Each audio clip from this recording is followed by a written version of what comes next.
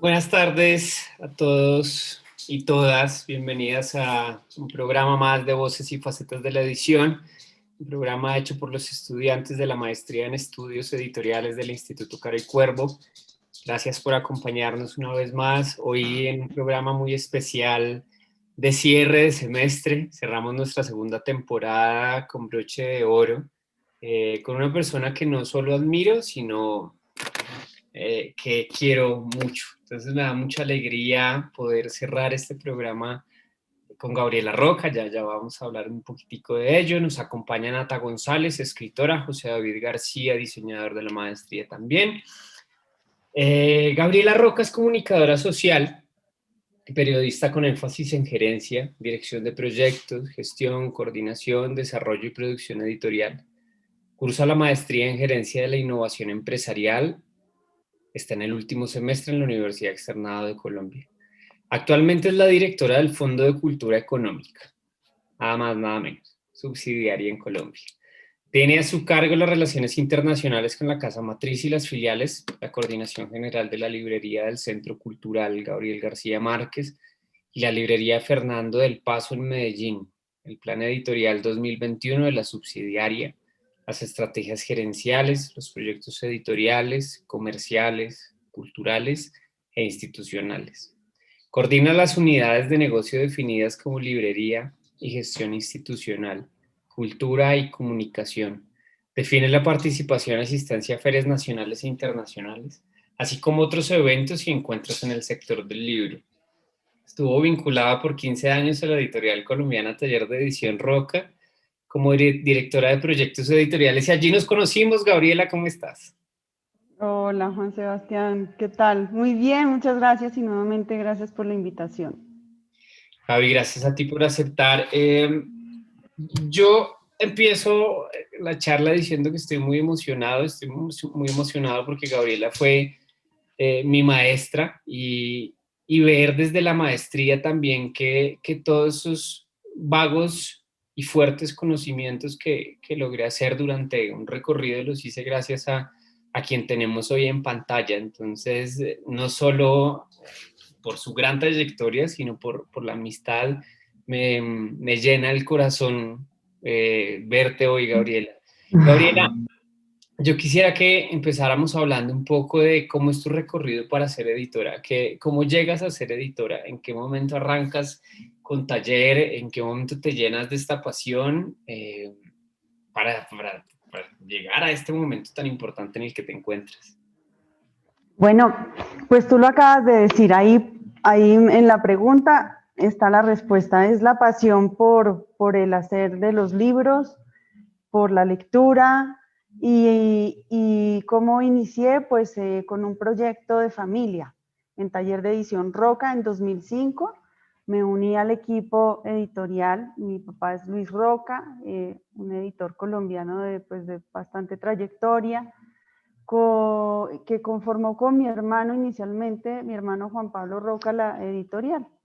En 2005 yo me les uní al equipo y empezamos a trabajar en un proyecto de catálogo editorial, de conformación de publicaciones, y poco a poco se unió mi hermana Camila, primero Juanita, luego Camila, y durante ese tiempo de 2005 a 2019 estuve de cabeza aprendiendo el oficio, y fue básicamente un contagio de los buenos que nos emitió mi papá a nosotros. Yo siempre hago esta broma y le digo a Lucho, que es mi papá, le digo que él tuvo hijos para tener una editorial, porque estábamos todos metidos de cabeza.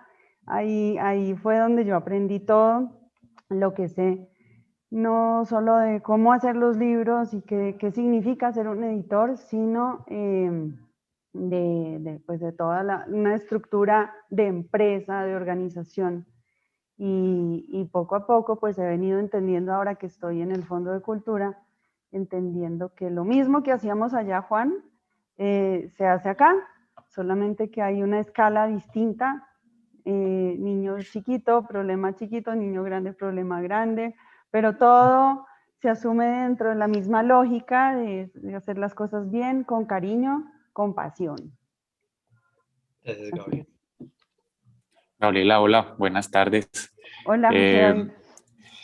Bueno, escuchándote hablar, me surge esa gran pregunta sobre lo que nos cuentas de ese proyecto de vida que nace con tu familia y que en medida tiene como esa fuerza y esa concentración en torno a un proyecto de conformación de publicaciones, ¿no?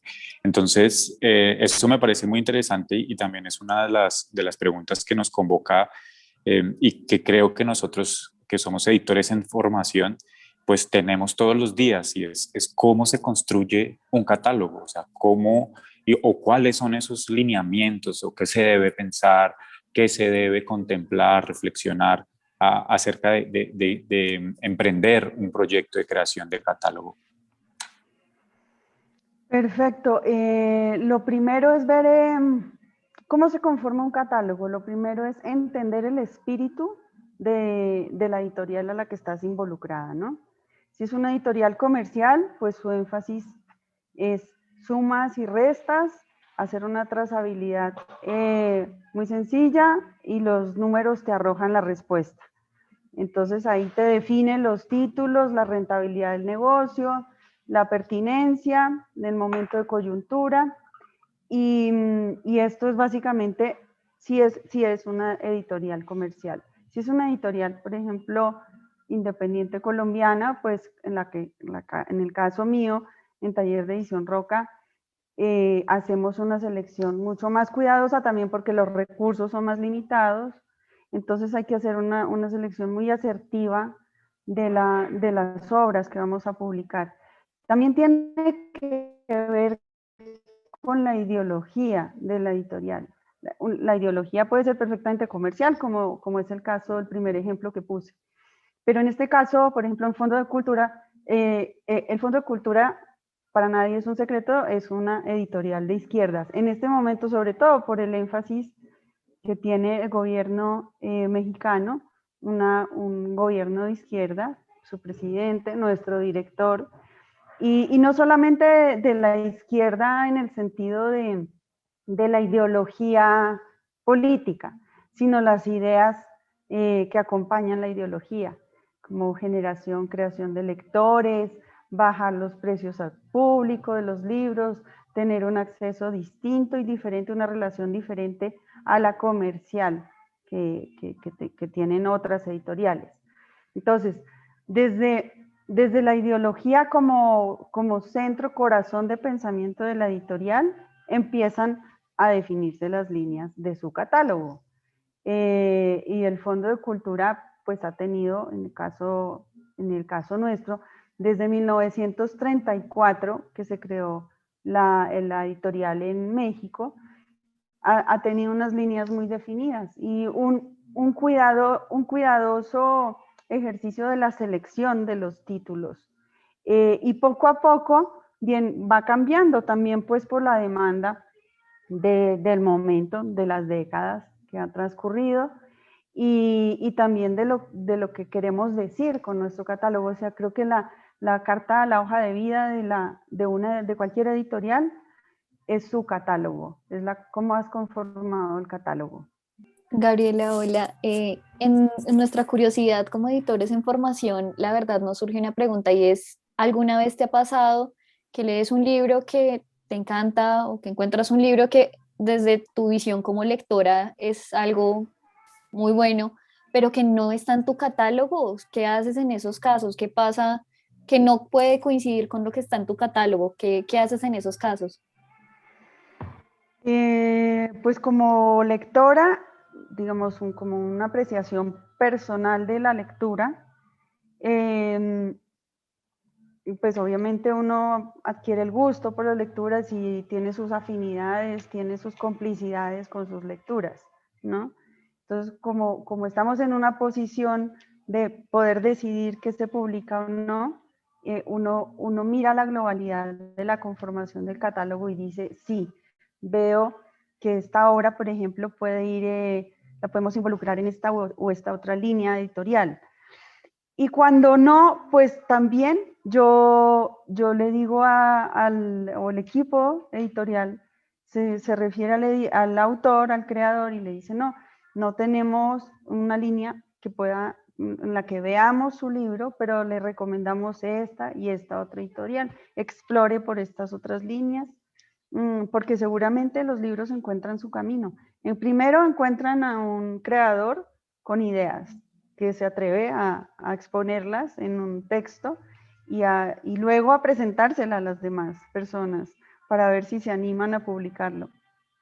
Entonces hay que ser muy respetuosos con los procesos creativos, independientemente que a uno no le gusten o que le gusten, pero que de pronto no coincidan con la propuesta del proyecto editorial del catálogo.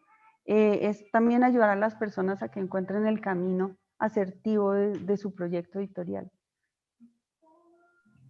Gaby, desde toda la experiencia que adquieres como editora independiente en un principio, trabajando para Taller de Edición Roca,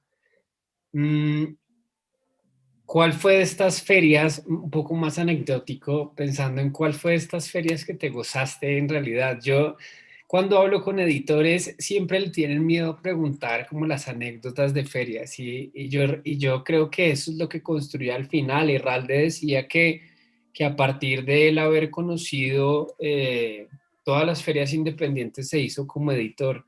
Para ti, ¿cuál es esa feria que marcó y por qué? ¿Cómo lo sentiste como editora? ¿Cómo lo viviste?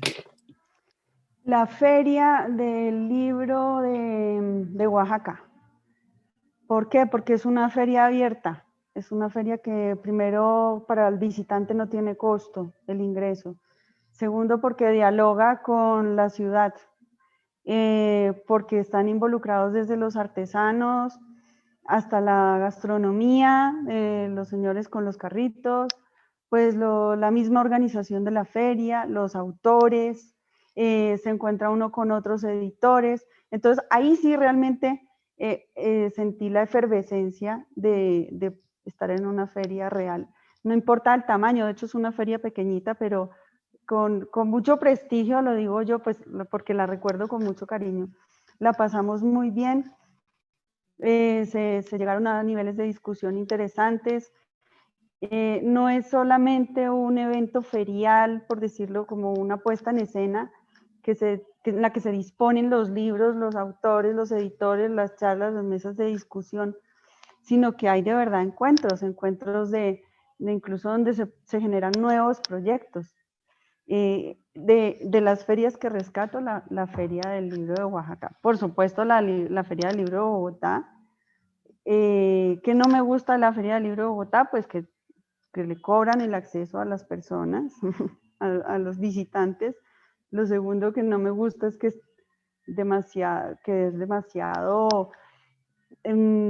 visitada, promocionada y que hay demasiado ruido. Ustedes, pues me imagino que también habrán podido asistir. Entonces ahí este año se estaba replanteando, incluso desde el año pasado, un esquema de feria del libro en Bogotá diferente, que no lo hemos podido hacer pues por otros motivos, pero que seguramente la organización en la Cámara del Libro y pues en Corferias, el recinto ferial, el próximo año espero que podamos disfrutar de una feria mucho más asertiva en términos de los contenidos, de como lo dije, del nivel de la discusión, de los invitados, que sea una feria para quedarse, para querer volver. Ojalá pueda estar, no creo que este año, pero próximo en la Feria del Libro en Oaxaca para recordar, revivir esos momentos. Ojalá podamos volver a feria, a cualquiera. A cualquiera, sí. Gabriel, yo quiero saber, escuchándote y desde tu experiencia, quisiera saber qué contrastes ves entre trabajar en una editorial independiente, como lo fue Taller de Edición Roca, versus cómo estás trabajando ahora en el Fondo de Cultura, que nos cuentes esa experiencia y cuáles diferencias has encontrado en estos años. La diferencia, bueno, y creo que esto es genérico para todas las editoriales independientes. la capacidad de distribución que tiene una editorial independiente no es la misma que tiene una editorial de tamaño mediano o grande. No, yo creo que esto ocurre en Chile, en Argentina, en Colombia, en España. ¿Por qué? Pues porque, por supuesto, una editorial grande, bueno, nosotros acá en Colombia somos 40 personas, incluyendo el área administrativa, las 2 librerías, la de Medellín y la de Bogotá. Es una empresa de un tamaño grande, digo yo, con relación a la empresa de la cual provengo, que es la empresa de la editorial familiar. Éramos, como lo mencioné al inicio, mi papá, mis 3 hermanos y yo 5 personas, más el equipo editorial, que era flotante. Bueno, tenemos, ¿recuerdas? A una persona siempre que es la supernumeraria, Juan Sebastián, Claro. la Marcela, pero siempre teníamos, dependiendo de los proyectos, nos achicábamos o nos agrandábamos en personal, en compañeros pues, de editores. Y la capacidad de distribución, porque no es solamente pensarse los libros, trabajar el proyecto con el autor y materializar las ideas en un objeto libro, sino darle vida al libro en el circuito de las librerías, de las ferias, como mencionábamos hace un momento, y de toda la campaña de difusión que hay que hacer en torno a un trabajo que no es simplemente que quede bien editado, sino que tiene que llegar a los públicos, a los lectores. Entonces, la distribución es lo que yo veo como una diferencia bien marcada, la capacidad y el músculo de distribución de los libros que se hacen en cualquier editorial. Estoy segura que en cualquier editorial independiente con relación a una editorial ya más robusta, ¿no? Pero de resto, la línea editorial de cada una de las empresas, dependiendo cómo se constituyan y dependiendo de su ideología, eso sí, no estoy diciendo que una sea mejor que otra o que tenga mejor salida, mayor salida que otra. La línea editorial del director o directora editorial es la que irradia como el espectro y de trabajo y de equipo de trabajo. Me refiero a que si el director editorial le gusta trabajar solo y no se apoya en su equipo, llámese correctores, editores, traductores, diseñadores, ilustradores, los comerciales, pues ese es un trabajo que se hace desde una sola cabeza y por lo tanto esa persona responde por lo que se produzca, ¿no? Si hay un trabajo de conversación colaborativo, de apoyo, donde se escuchan las opiniones de los demás, entonces es un proyecto en conjunto, no es la idea de una sola persona. Creo que eso marca mucho la diferencia también, ¿no? Gabriela, ¿cómo se ha afrontado la crisis? Digamos, es que hablar de crisis a mí no me gusta mucho esa palabra, así estemos, porque estamos en una constante crisis y siempre creo que el libro desde siempre ha estado en crisis, pero esta es una particular, la pandemia, el paro, digamos que todo se nos ha juntado en Colombia. El Fondo de Cultura y tú como editora, ¿cómo han afrontado, digamos que la situación que estamos viviendo un poco con los libros, con la distribución, con el movimiento, con la misma edición, si han detenido las ediciones, si han pasado para otros tiempos? ¿Qué ha pasado con el movimiento que tú ves, por ejemplo, en la librería? ¿Tenemos el mismo público? ¿Se tiene? ¿Se pierde? ¿Cómo estás afrontando la situación en este momento actual? Que es un cúmulo de cosas, ¿no? No es solo una. Así tal cual. Hemos tenido que aprender mucho sobre la marcha. ¿Para qué les voy a negar que no estábamos preparados para esto? Creo que nadie, pero en lo virtual, por ejemplo, en temas de comercialización e-commerce, estábamos bastante dormidos. Teníamos alguno que otro movimiento a través de nuestra librería virtual, de la que se encuentra en la página del Fondo de Cultura Económica en Colombia, Y tuvimos que, de forma acelerada, modificar muchos procesos internos para las ventas a través de los canales digitales. Y hemos ido aprendiendo y lo hemos ido mejorando, pero todavía nos queda mucho por replantear y arreglar. Pero la idea es pues tener esa posibilidad de venta, porque sí, efectivamente los ingresos se han disminuido bastante de forma considerable, porque las dos librerías han tenido menos visitantes.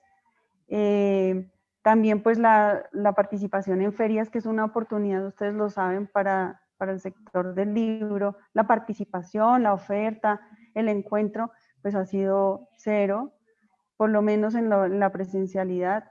Las ferias virtuales funcionan más como por participación, por el diálogo, por encontrarnos a través de unas pantallas y sentirnos menos solos, pero en el ejercicio no es lo mismo que estemos acá nosotros conversando en la lejanía, que de pronto nos dispongamos en un espacio en presencia a conversar, a compartir un café, a sentirnos, ¿no?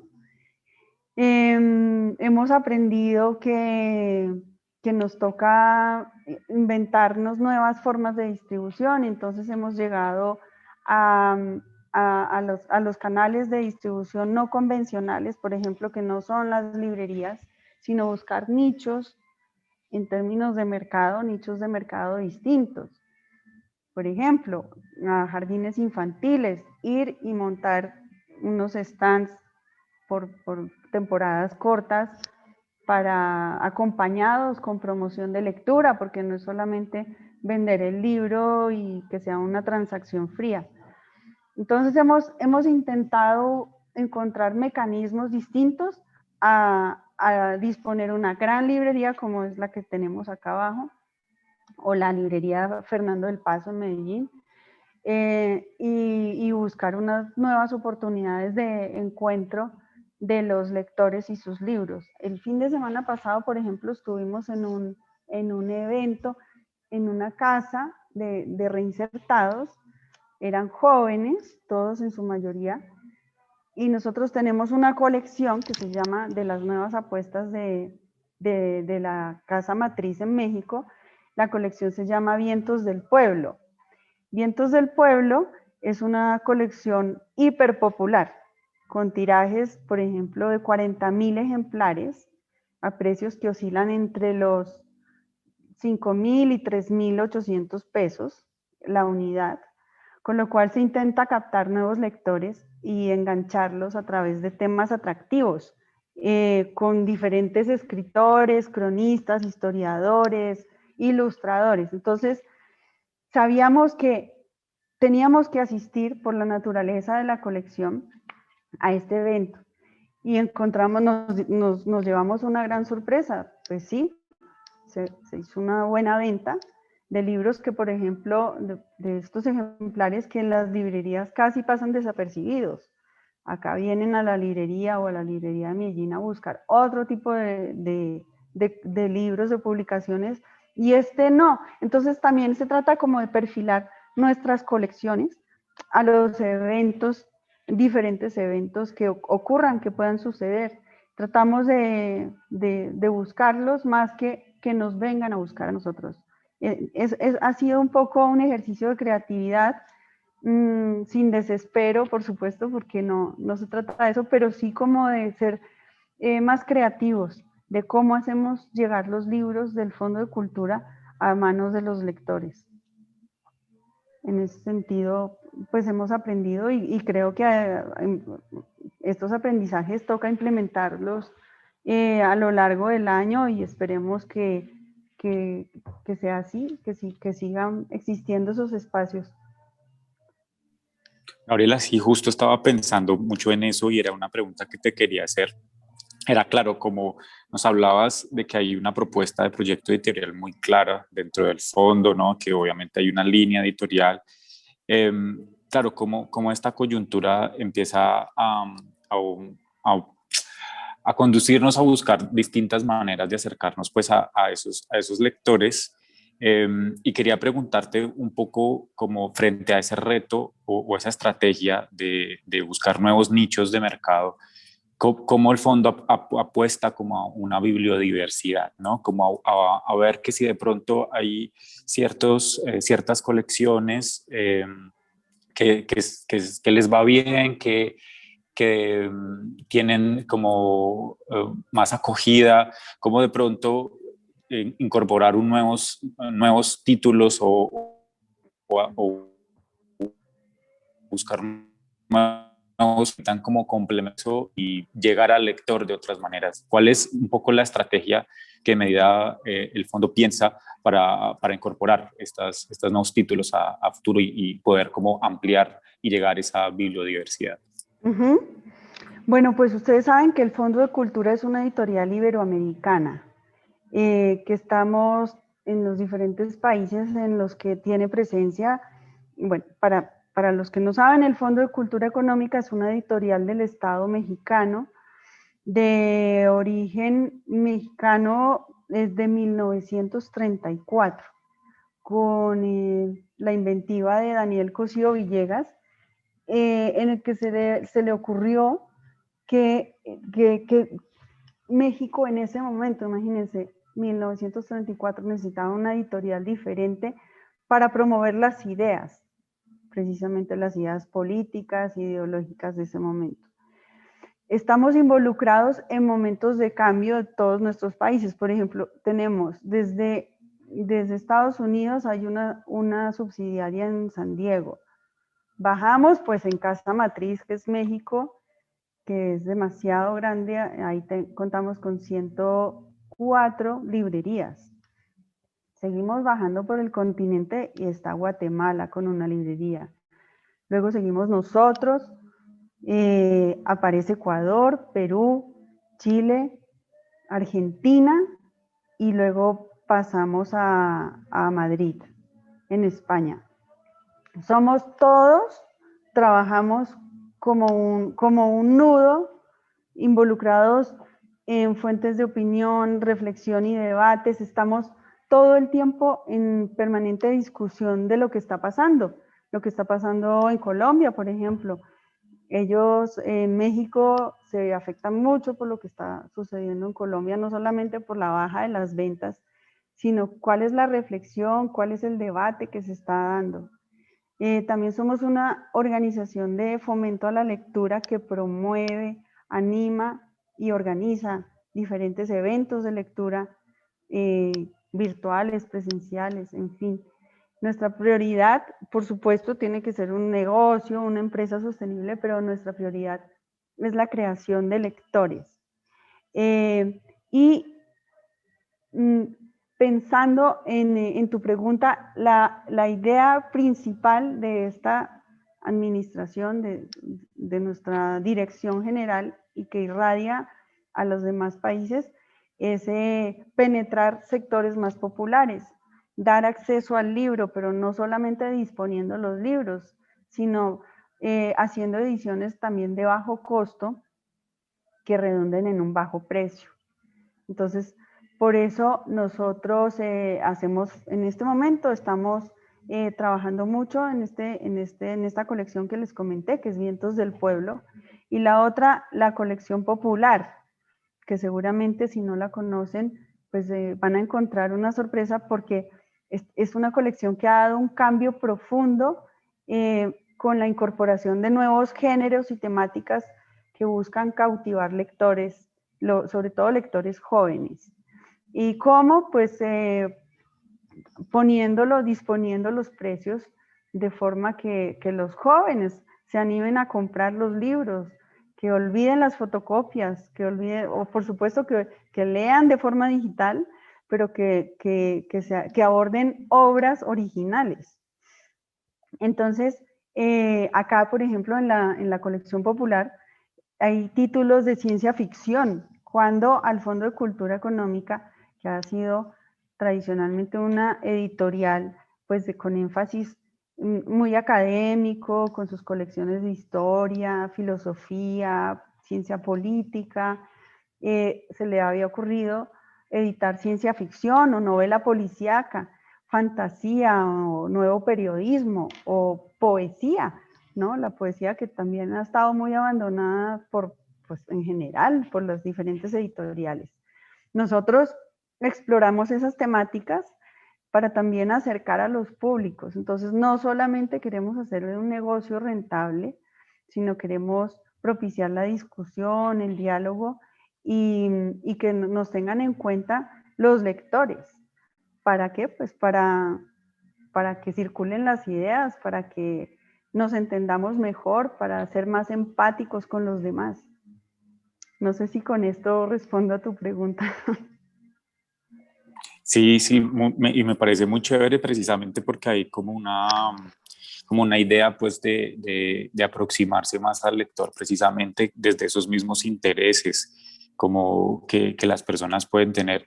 Gabriela, yo te quería preguntar sobre precisamente una colección que a nosotros nos gusta mucho y de la cual estamos como muy pendientes en la carrera como esta de libros sobre libros. Nos parece supremamente interesante porque, claro, tiene como un componente muy fuerte y aborda como un montón de perspectivas que están en función del libro, ¿no? Del contexto del libro. Quisiera que de pronto nos contaras un poco cuál es la ideología que hay detrás precisamente de esa colección que a todos los editores en formación pues es clave, digamos, como tener y contemplar estos libros. Pues claro que sí, es una colección que yo además adoro particularmente porque en el ejercicio del oficio editorial no se habla mucho, no se produce no hay muchos documentos, no hay muchos libros, no se explora, de pronto porque no era atractivo. Pero en esta colección el Fondo de Cultura ha sido bastante cuidadoso en revisar y seleccionar sus títulos. Para nosotros los que estamos en el entorno del libro es un gusto poder tener en nuestras manos un libro de estos, por ejemplo, un libro de gestión de proyectos editoriales.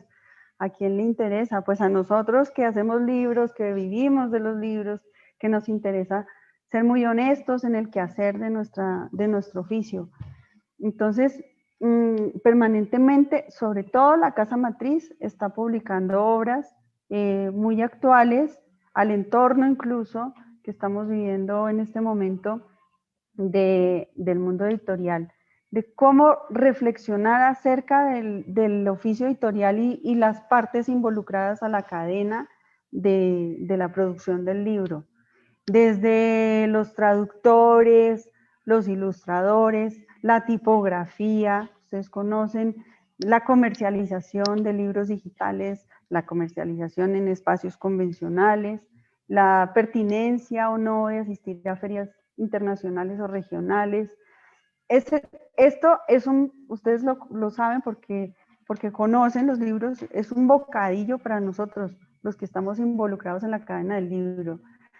Y animamos permanentemente la producción editorial y la discusión en torno a esta colección Libros sobre Libros. De hecho, acabamos de recibir una importación y les quedo debiendo el título porque fueron bastantes libros los que se importaron y ahí vienen unas joyas, libros que estaban agotados, pero también unas nuevas ediciones, unas novedades que a través de Juan Sebastián pues les haré llegar la información para que conozcan cómo se reavivan nuevamente estos títulos en la colección de libros sobre libros. Claro, Gabriela, y nosotros en serio estamos enamorados de la colección porque además se ha hecho casi un pilar para la maestría y para nosotros como estudiantes. Ya tú nos preguntas la aparición del libro y creo que todos abrazamos ese libro y lo amamos. Entonces agradecemos que nos compartas esa información y escuchándote y pues también con esa emoción que nosotros hablamos precisamente de esa colección y la creemos una influencia, me surge la duda de cuáles son tus influencias como editora y también en tus catálogos porque normalmente le decimos a los autores, claro, sus influencias de otros autores, pero pero pensarlo que el editor también es un creador en grandes bloques, ¿no? Creador de contenidos, creador de estos catálogos. Entonces, eso precisamente quisiera saber cuáles han sido tus influencias de editores y también qué catálogos crees que han sido una influencia para ti en este momento en el ejercicio de la edición. Bueno, como aprendí a hacer los libros con una editorial independiente colombiana, pues por supuesto, ese fue mi punto de partida, ¿no? Entonces ahí seleccionábamos, como les dije al principio, con mucho detalle y cuidado los títulos a publicar. Y también cuidando lo que comunicamos con nuestros libros. Entonces, libros sobre religión no publicábamos, ni de superación personal, de bienestar. Esas son decisiones importantes, porque no es un popurrí de libros, una canasta de libros de diferentes, sí hay diferentes temáticas, enfoques, pero también ahí tú estás sentando una posición, ¿no? Ideológica de tu pensamiento, de lo que quieres que los demás lean, porque a ti te apasiona. Entonces, eso en principio. Y eso mismo lo he trasladado aquí al Fondo de Cultura. En el fondo, pues obviamente el catálogo tiene unas líneas establecidas, una tradición de lecturas, de lectores, de generación de lectores y de generaciones desde, como lo dije, 1934 a 2021, se imaginarán la cantidad de títulos que hay, las líneas, pero conservando mucho la calidad. Precisamente esta mañana estuvimos en una reunión con Casa Matriz definiendo que se debe hacer una curaduría importante. El Fondo de Cultura siempre lo ha hecho, pero en este momento que estamos tomando decisiones de publicación, hay que respetar mucho las propuestas que nos llegan, pero sobre todo no tiene que ser una opinión personal del director o el editor en cabeza, sino que tenemos que acompañarnos de un equipo editorial que nos emita sus conceptos de lectura, por ejemplo, que nos apoye en la toma de decisiones. Entonces, yo creo que pues, ejemplos de visiones hay muchos, pero uno tiene que entrar en sintonía con la organización en la organización en la que se encuentra. Yo ahorita estoy en el Fondo de Cultura, estoy muy contenta porque hay bastantes coincidencias con mi pensamiento como persona, como lectora, como editora. Entonces me ha permitido imprimir lo que aprendí en taller de edición, que fueron 15 años de aprendizaje y continúo con las líneas del Fondo de Cultura. Gabriela, cuando mencionas todo este recorrido y colecciones que en algún momento nos sentamos a hacer, colecciones infantiles, yo quedo impactado siempre que voy al fondo porque la colección infantil de las más grandes que conozco, robustas, sólidas, además porque tiene a Anthony Brown empezando por ahí, tiene al gran Buitrago, tiene al gran Jock, tiene un catálogo impresionante infantil. En esa creación de colecciones, Gabriela, ¿tú qué podrías ver como editora? ¿Cómo se construye una colección bien hecha? Porque es que es muy diferente cuando hablamos del catálogo. El catálogo al final, nosotros como editores llevamos una línea y tenemos unos direccionamientos, pero cuando tenemos estas colecciones infantiles, por ejemplo, dentro de los proyectos que vienen en camino o que tú estás gestando como editora, ya es una pregunta más personal. ¿Qué quisieras ver tú ahí y qué quisieras que entraran dentro de esos proyectos nuevos, en especial, pues digamos, hablando de la colección infantil? Porque claro, es que tu visión es muy grande, es que tener un catálogo del Fondo de Cultura se vuelve todo un reto, ¿no? Sí, sí, sí, sí. No, es complejo, sobre todo porque es la decisión de un equipo, como lo dije hace un momento, un equipo editorial con unas lecturas y nos acompañamos sobre todo en la toma de decisiones. En la colección infantil de pues, las obras para niños y jóvenes, bueno, para niños en el fondo, se abrió, se incorporó en el 91, si no estoy mal, con la colección A la orilla del viento. Antes, pues el fondo estaba dedicado a las humanidades, a las ciencias sociales. Pero en 2021 empezaron a incorporar, como lo dijo Juan, autores de talla internacional con narrativas distintas a los libros que encontrábamos para niños en ese momento. Y es que a los niños no les gusta que los traten como niños. Les gusta, ellos tienen una mente abierta, y si tú les cuentas una historia paso a paso, aniñada, tratándolos como niños, vuelvo y digo, se sienten mal. Yo tengo 2 hijos, uno todavía es un niño, y a él le gustan los libros que lo hacen pensar, que lo hacen devolverse, que lo enojan, que lo divierten, pero que no les dan todo masticado. Entonces, en ese sentido, tratamos de hacer apuestas, incorporar al catálogo de las obras para niños títulos que sean muy creativos, que le pongan problemas incluso a los niños al momento de la lectura. Y no solamente de la lectura y de la historia, sino que las ilustraciones, el libro álbum, que también es característico de los libros de nuestro sello, acompañen y dialoguen con el texto. Entonces, en ese sentido, es un reto, ustedes que lo saben como educadores, como formadores de editores, que el asunto con las obras para niños no es nada sencillo. Tiene uno que tener esa sensibilidad del niño, del asombro, pero también la visión desde el punto de vista en el que me encuentro, la visión comercial, y una responsabilidad en los mensajes que estamos dando a los niños, ¿no? Estoy segura, y me he encontrado muchas veces con lectores, con amigos que vienen de visita a la librería, que los libros del fondo de obras para niños no son solamente para niños.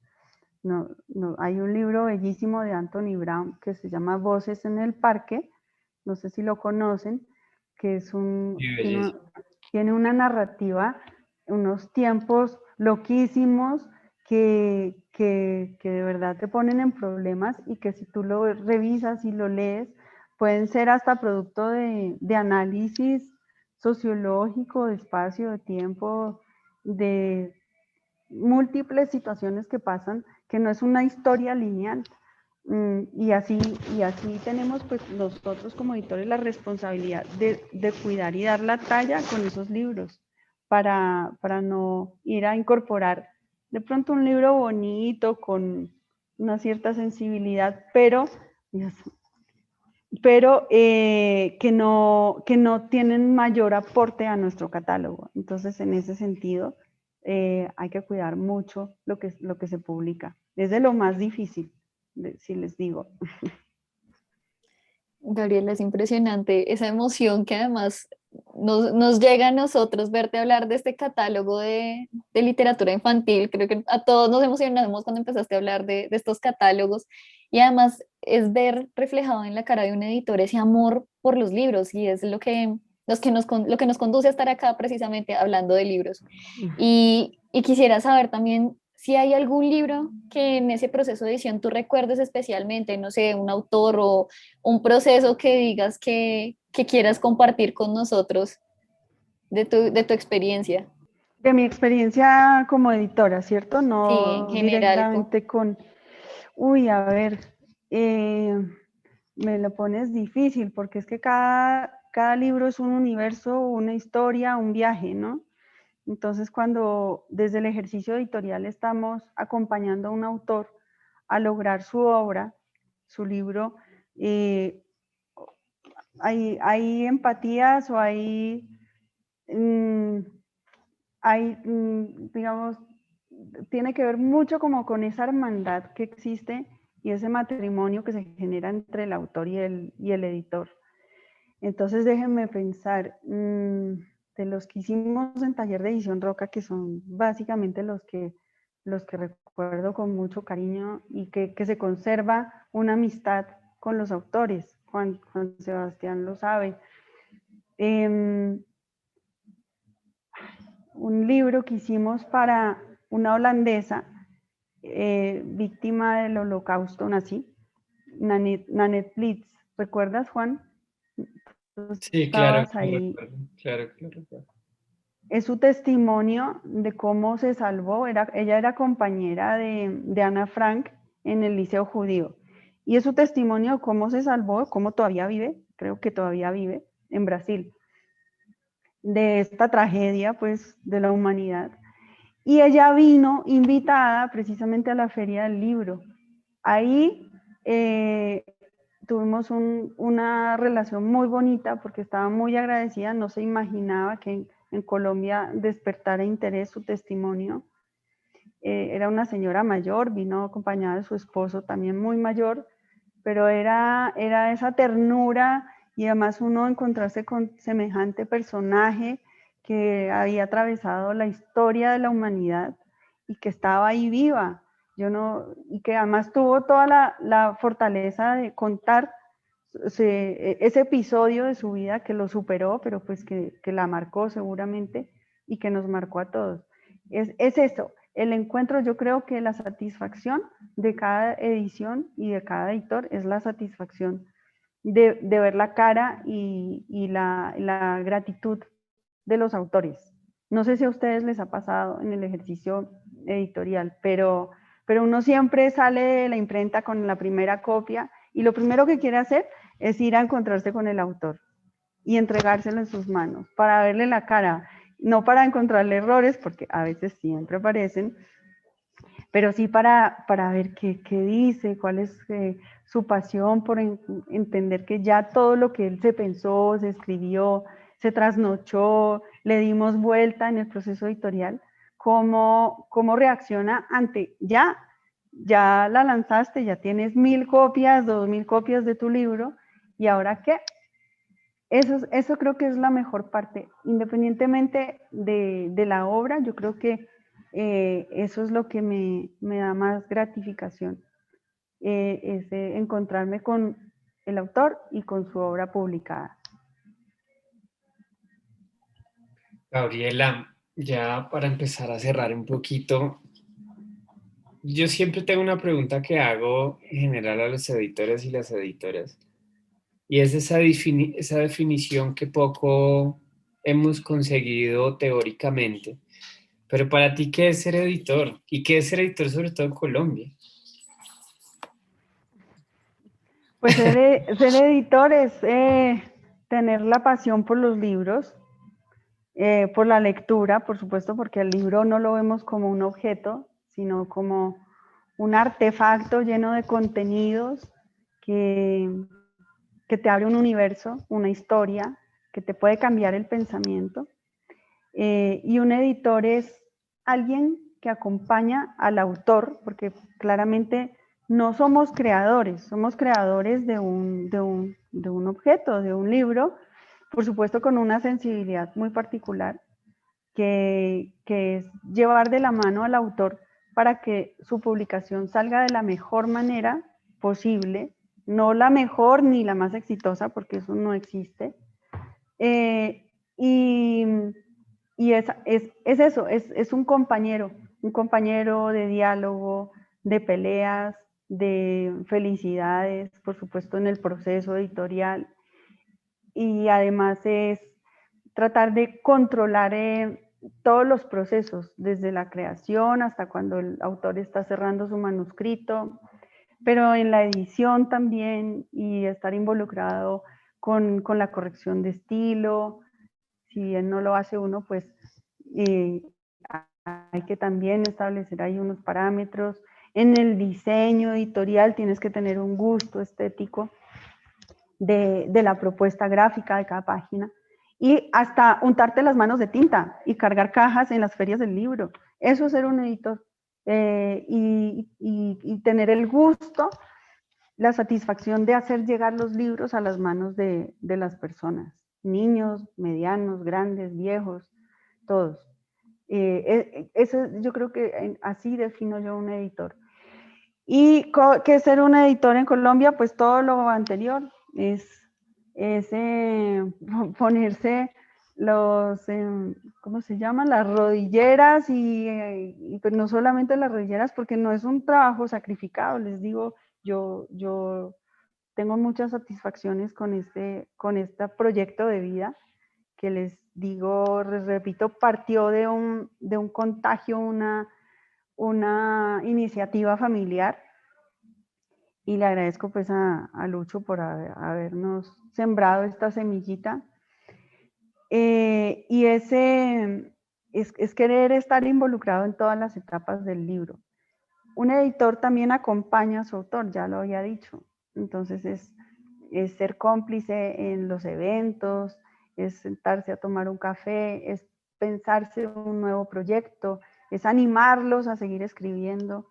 Eso es un editor, y pues yo creo que eso es un editor aquí, en Chile, en Estados Unidos.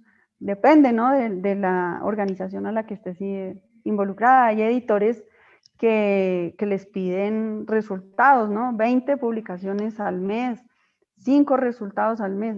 No sé. Yo creo que los libros no deben darse por resultados ni por números. Se deben dar de acuerdo al ritmo de trabajo del autor y del editor. A veces uno tiene una planificación de publicaciones proyectado en trimestres, cuatrimestres, y a veces no resultan porque el libro necesita más trabajo. Y no se trata de coger el manuscrito, hacerle los ajustes de forma básicos, sino, como lo dije antes, establecer un diálogo con el autor o con el traductor o con el ilustrador, y apoyarlo en los ajustes, porque a la larga es una relación de ida y vuelta, y en la que los dos nos estamos involucrando en un proyecto creativo que va a llegar a ojos de muchas personas. Entonces es de mucha responsabilidad. Gabriela, bueno, también así como dice Juan, para que vayamos cerrando, yo quería hacer una pregunta que me parece como muy importante, porque, bueno, escuchando a muchos editores y editoriales que precisamente como por esta situación, digamos, tan coyuntural, que también afecta en términos económicos, una de las alternativas ha sido como implementar estrategias de difusión pues de sus contenidos a través de plataformas digitales, ¿no? ¿Cuál es la apuesta que de pronto tiene fondo, que está pensando o que se está contemplando, o si se lo está haciendo o no, sobre el libro digital? ¿Cuál es de pronto esa perspectiva que hay y que podríamos esperar de pronto de fondo? Sí, acá particularmente en Colombia estábamos también dormidos en ese sentido. Entonces se pensaba solo en la publicación del libro, libro impreso, ¿no? Copias físicas. Y desde un tiempo para acá, pues empezaron a firmar contratos con autores y creadores para que, a la par del libro impreso, 15 días, un mes después máximo, tiene que salir el libro digital. Teníamos muchos compromisos represados en ese sentido. Entonces hemos estado en sintonía, tratando pues de respetar los acuerdos y de irlos sacando. Pero ya entendimos que el libro físico va acompañado de otro formato de lectura que se llama el libro digital. O sea, desde que estamos acá comprometidos con la producción editorial, es una apuesta sin discusión, libro físico y libro digital. Eso sí es una cosa que estamos cuidando, de ser asertivos en esas promesas, y además estar pues a tono de la situación. Hemos perdido seguramente oportunidad de venta porque no tenemos todos los libros en digital. De hecho, de Casa Matriz tampoco se tenía. Ellos están mucho más avanzados que nosotros, pero estamos explorando en poder materializar en lo digital todas las obras que tenemos en Colombia. Gaby, gracias por compartir tus experiencias con nosotros. Para mí, lo repito, es el mejor cierre que puede tener Voces y Facetas este semestre.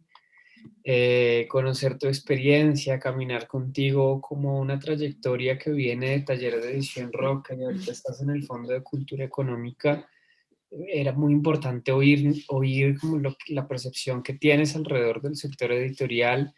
Queremos, en nombre de la Maestría de Estudios Editoriales del Instituto Cara y Cuervo, darte un abrazo gigante, darte las gracias. Tiene las puertas abiertas cuando quiera. En redes nos comentó Ivana Talorra que gracias por el espacio que está generando el instituto con Voces y Facetas. Entonces nos encantó estar contigo. Ojalá nos pudiéramos quedar hablando horas y horas y horas. Gracias por abrirnos la puerta de tu conocimiento, la puerta de tu oficina y la puerta de todo lo que tenías para transmitirnos. De verdad, muchísimas, muchísimas gracias, Gaby. Y a todos los que nos acompañaron hoy también, muchísimas gracias por estar con nosotros como siempre. Fueron muy fieles en esta segunda temporada. Esperamos que en la tercera también estén ahí siempre detrás de la cámara acompañándonos. Muchas gracias, Gaby. Gracias a Nata. Gracias a José también. Gracias, Natalia, José, Juan David, Jimena por ahí y Juan Sebastián. A ustedes por la invitación. Espero que haya sido un bonito momento como lo propuse, lo prometí desde el principio y seguramente tendremos otros encuentros, virtuales y no virtuales. Claro que sí, ojalá haya un cafecito en presencial. Un abrazo gigante, Gaby. Lo mismo para ti. Muchas gracias por el espacio. Gracias. Que estén muy bien.